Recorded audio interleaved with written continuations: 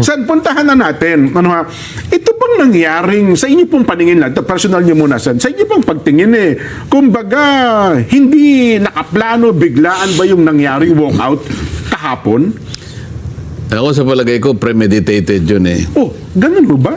Kasi wala namang masama dun sa motion ng aming SP, Alan, dahil ang sabi niya, i-take up na natin sa floor. Opo.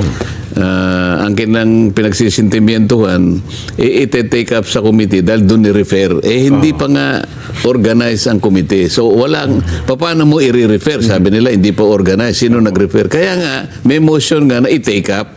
Sa kabati rin lang po ng ating mga kabati. Kasi kami po, mga pangkarano, hindi naman naintindihan yung rules ng Una, hindi naman natin alam yung rules ng Senado. Ano po. Pag sinabi pong i-take up sa floor, ano pong mangyayari? Ano pong gagawin? Pag didebatihan namin sa floor, kaming lahat. Yung may kontra at saka isang ayon, so magdidebate po muna kayo. Magdidebate muna.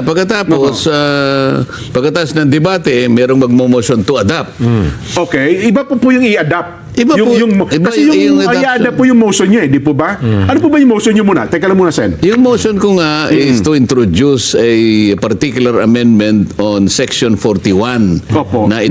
Ito yung mangyayari. Na ang isang senador sa isang mahigpit na o ibang mga kaso o rason Opo. ay pwede siyang humalo, mag-participate o bumoto sa mga ginagawa namin sa plenaryo o sa komite sa pamagitan ng teleconferencing o video conferencing o anumang gamit na digital or remote. Yes.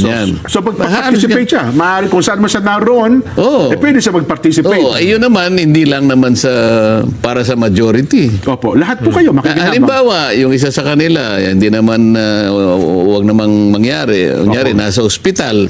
Ayan, pero gusto niya, dahil bill niya yun, halimbawa, gusto niya kahit papano, marinig ang kanyang sasabihin.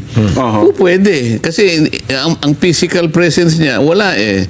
So pwede siyang mag-zoom kung gusto niya. O kaya, kahit phone patch lang, o mag-text siya. Kaya, so yun ang motion. Applicable sa aming lahat. Kaya lang, ang nakikita nung isa, dahil merong pauhuli na ng ombudsman o ganito, ganyan, kaya nyo ba kayo? Dahil nga napabalita may napabalitang makukulong daw next week na... sabi ko, hindi tayo pwedeng mag-speculate ng ganon.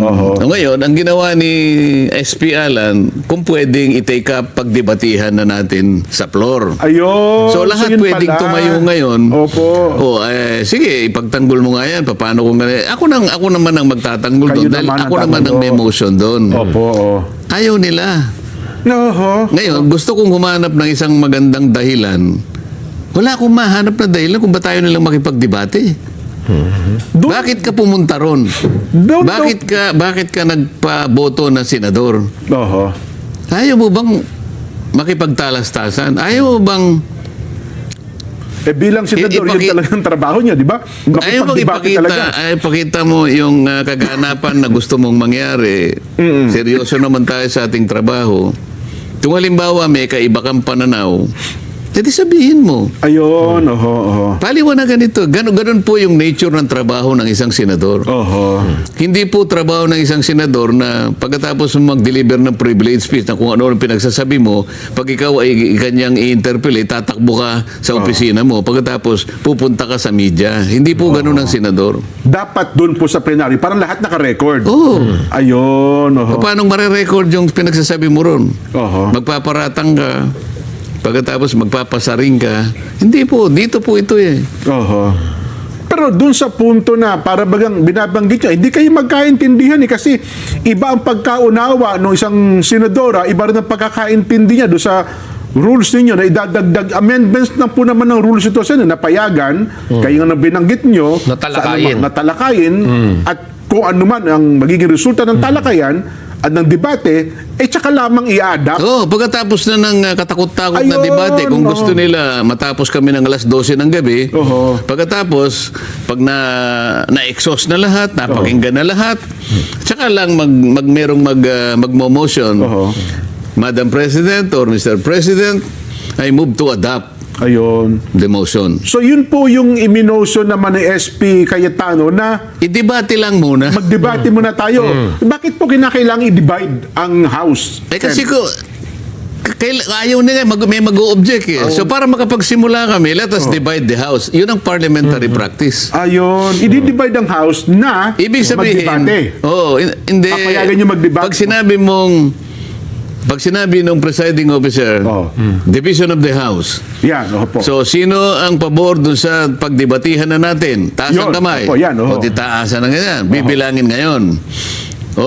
Nakuha ng may gusto, 10. 10.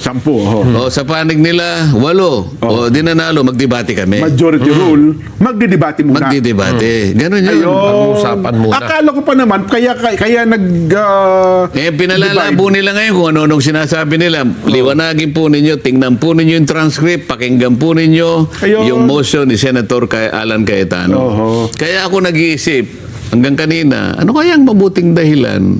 O ano kayang dahilan nila? Ba't ayaw nilang makipagdebate? Ba't ka nagpaboto na senador? Ayaw mo naman palang makipagdebate? Ba't naman kayo naparatangan ng ad hominem anya yan? Na para bagang minalityura yung kapwa Ano niyo po senador. ba ibig sabihin ng ad hominem na yan? Yung ad hominem, meron kang inaaglahi na kasama mo. Na imbes na sagutin mo yung issue, binabaling mo sa iba. Wala po akong pinagbabalingan na yun. Sinasabi ko lang, ang distinction po, kilalanin nyo kasi nagtatalo kami, pinipilit nila na mag-concentrate sa Section 24, in-invoke na nga yung 136. Na swak doon dahil yun ang mismong tumutukoy sa amendment ng rules. Wala nang iba. Ayun.